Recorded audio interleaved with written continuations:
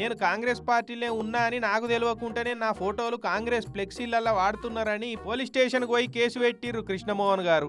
అగో అదేంది నిరుడు జూలై 6 తారీఖు నాడే కదా సీఎం రేవంత్ రెడ్డి సార్ తోటి 3 రంగుల కండువ మెడల మీద కప్పించుకొని కాంగ్రెస్ పార్టీ తీర్థం పుచ్చుకున్నాడు. అంటే సార్కు తెలియకుండా సారీ బాడీ డబ్బులు ఏమైనా పోయి కండువ కప్పుకున్నదా, లేదంటే సారు క్యాలీ తప్పిపోయి సీదా సీఎం సార్ ఇంటికి చేరి కండువ మెడలేపించుకున్నాడా అని మీ బుర్రల అనుమానాలు గిర్రున తిరుగుతున్నాయి కదా. మీకే కాదు సారు కూడా గట్లనే తిరుగుతున్నాయి అట అనుమానాలు. అందుకే కదా పోయి కేసు పెట్టినట్టున్నాడు. పాపం బ్లూటిక్ ఉన్న సారు అధికారిక ఫేస్బుక్ పేజీలో కూడా సార్కు తెలియకుండానే కాంగ్రెస్ పార్టీ రంగులతోటి అన్ని పండుగలు పబ్బాలకు శుభాకాంక్షల పోస్టులు పెడుతున్నట్టున్నారు.